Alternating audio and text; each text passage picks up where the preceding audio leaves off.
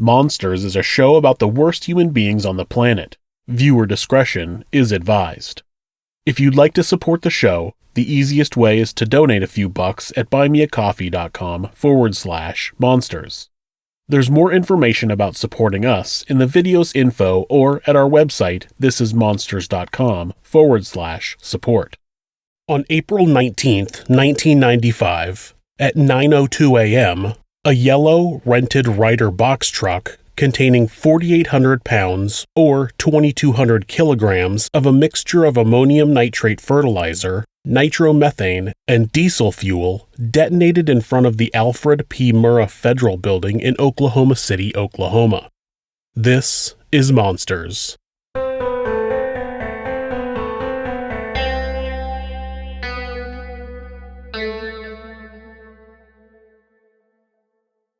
Timothy McVeigh was described as a quiet and shy youth.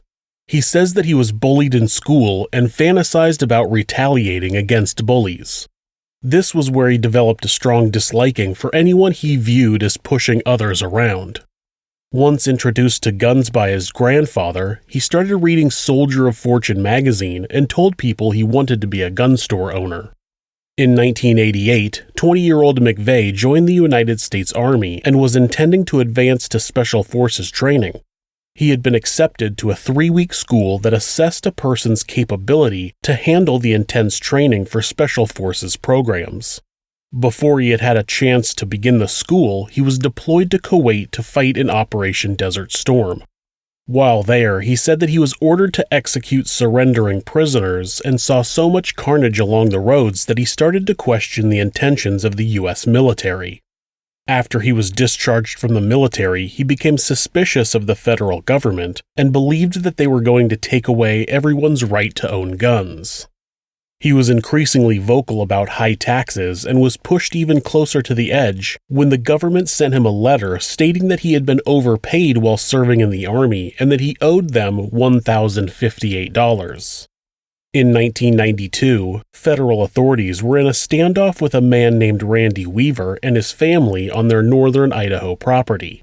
Initial gunfire killed Weaver's son and a U.S. Marshal. After the death of one of their own, federal agents laid siege to the cabin, and over the course of 11 days, they killed Weaver's wife and took him and a family friend into custody. Now known as the Ruby Ridge Standoff, McVeigh was sure that this was the beginning of the government stripping its citizens of their guns. Randy Weaver had moved to that area to live off the grid, away from the government, and was known to have a large stockpile of weapons. The 51-day standoff in Waco, Texas in 1993 solidified McVeigh's idea that the U.S. government had become the biggest of bullies.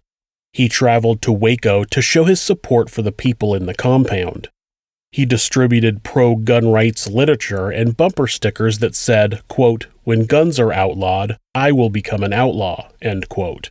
He believed that the government was only there because they didn't want citizens to have guns. McVeigh had had enough of the U.S. government pushing around the little guy, and he was going to take action. He spent about 5 months traveling the country where he attended many gun shows. He sold survival gear and copies of a book called The Turner Diaries. The book is a fictional account of a man who takes part in an apocalyptic overthrow of the U.S. government, which then leads to the systematic extermination of non-whites and liberals. The Southern Poverty Law Center described it as, quote, "the Bible of the racist right," end quote. It's appropriate to note that a federal building is bombed in the book, and that's believed to be the inspiration for McVeigh's bombing. He also spent time with a couple of guys he had met while serving in the Army, Terry Nichols and Michael Fortier. They had become friends while in the service due to having similar ideologies regarding guns and the Second Amendment. McVeigh spent time staying with Nichols, where he was taught how to make bombs and began meticulously planning an act of terror against the United States. When he disclosed his plans to blow up a federal building, Fortier declined to participate beyond assisting him with location scouting. In later interviews, McVeigh said that his first plan was to assassinate a number of targets. His potential targets were Attorney General Janet Reno, Judge Walter S. Smith, Jr., who handled the Branch Davidian trial, and Lon Horiuchi, a member of the FBI who shot and killed Vicki Weaver at the Standoff at Ruby Ridge in 1992. After deciding that multiple assassinations would be too difficult, he changed his plan to bombing one location that housed multiple federal agents. He felt that federal agents had become soldiers and that he needed to strike them at their command center. On April 19, 1995, McVeigh and Nichols loaded a rented Ryder truck with a bomb that contained approximately 4,800 pounds, or 2,200 kilograms of ammonium nitrate and nitromethane. McVeigh stopped to light a 2-minute fuse before parking the truck in front of the Alfred P. Murrah Federal Building at just after 9 a.m.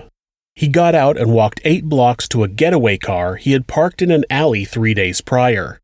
He drove away and got on the highway headed east.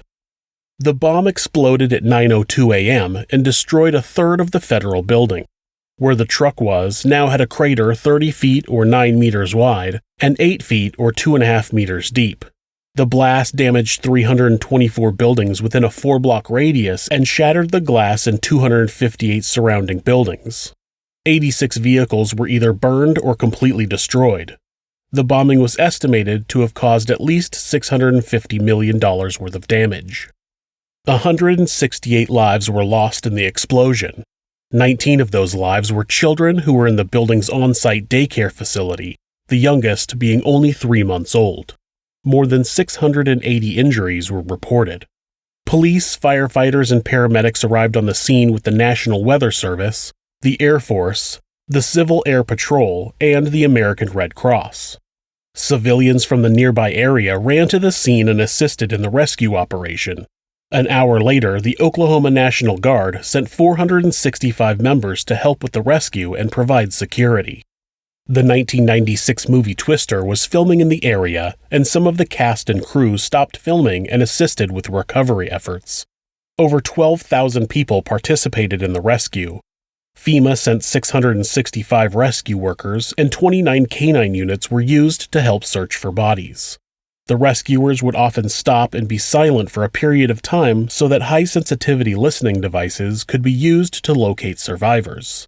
One rescue worker was struck on the head by a piece of falling debris and died, bringing the death total to 168. McVeigh chose April 29th to carry out his plan because it was the anniversary of the day that federal agents raided the Waco compound.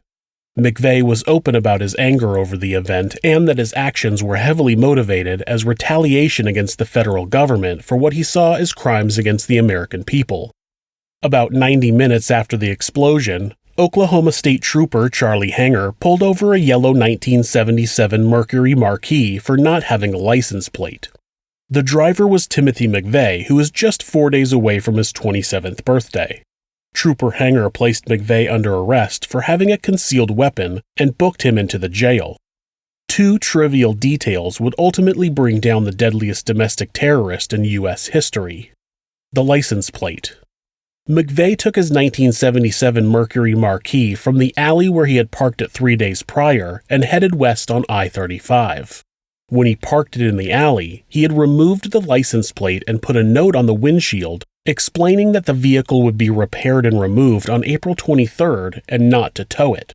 He placed that note over the VIN number on the dash so the police wouldn't be able to run the vehicle in the system.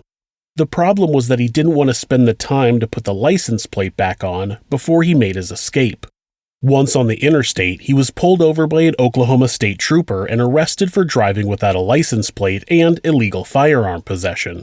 McVeigh did have a concealed weapons permit, but it wasn't valid in Oklahoma. Trooper Hanger said he would have just given McVeigh a ticket and let him go if it hadn't been for the discovery of the gun holstered under his windbreaker. McVeigh was intended to see a judge the following morning, where he would have likely been released afterward, but due to 2 delays, McVeigh was still in jail 3 days later when the police got a call to place him on a hold to be questioned by the FBI. The axle. Meanwhile, while authorities were investigating the bombing, they found an axle that had been thrown 2 blocks from the blast site. The axle still had a visible vehicle identification number etched into it, and it came back to a Ryder box truck. Eyewitnesses said they saw a man pull up and exit a yellow Ryder box truck just before the blast, so authorities tracked the vehicle further and found that it had gone to Elliott's Body Shop in Junction City, Kansas. At the rental company, the employees said a man named Robert Kling had rented the truck, and they gave a description for a sketch artist. After publishing the sketch in the media, leads came in directing them to a motel in Junction City where McVeigh had rented a room under his own name.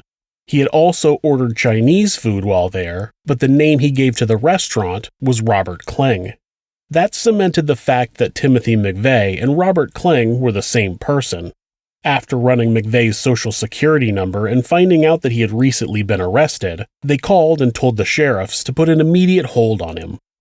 McVeigh stated in his deposition to his lawyer that he chose to drive without a license plate because he knew he was going to be arrested anyway. He believed that he didn't know what he was going to do after the bombing and didn't think he could fight a solo war, so he made a conscious effort to get arrested. It's believed that he thought he would be considered a martyr and spark a massive uprising where the people would rise up and take the country back from its tyrannical leaders. That didn't happen. On August 21, 1995, after identifying McVeigh as their main suspect, authorities transferred him to Oklahoma City and picked up his getaway car. The same day, Terry Nichols surrendered himself to police in Kansas after learning that authorities were looking for him. Nichols' brother, James Nichols, was also arrested but released for lack of evidence. Terry Nichols was found guilty in federal court of conspiring to build a weapon of mass destruction and 8 counts of involuntary manslaughter. He was sentenced to life without parole. He was also found guilty in an Oklahoma court of 161 counts of first-degree murder and given 161 consecutive life sentences without parole. Michael Fortier and his wife Lori were also arrested as accomplices because they were aware of the plan ahead of time and Michael had helped scout locations. Michael and Lori Fortier made a deal for a reduced sentence for Michael and immunity for Lori in exchange for Michael's testimony. He was sentenced to 12 years in prison and given a $75,000 fine for failing to warn authorities about the attack. He was released in 2006 and placed in the Witness Protection Program. On June 2, 1997, Timothy McVeigh was found guilty of conspiracy to use a weapon of mass destruction, use of a weapon of mass destruction, destruction with the use of explosives, and 8 counts of first-degree murder. He was sentenced to death. This was the case for the federal charges, and the murder convictions were for the 8 federal officers who died in the blast. The remaining 160 deaths would have been prosecuted by the state of Oklahoma, but they chose not to file charges once McVeigh was sentenced to death. He made several statements in the time leading up to his execution that showed he had no remorse for his actions and would do it again if given the chance, even knowing that children were in the building. On July 11, 2001, Timothy McVeigh was executed by lethal injection. He did not make a final statement. He was 33 years old. Thanks so much for watching this video. If you enjoyed it, give us a thumbs up, leave us a comment, and make sure to hit the subscribe button to ensure you don't miss a video. Also, remember that if you'd like to support the show, you can find information on how to do that in the video's info or at thisismonsters.com/support. Thanks again.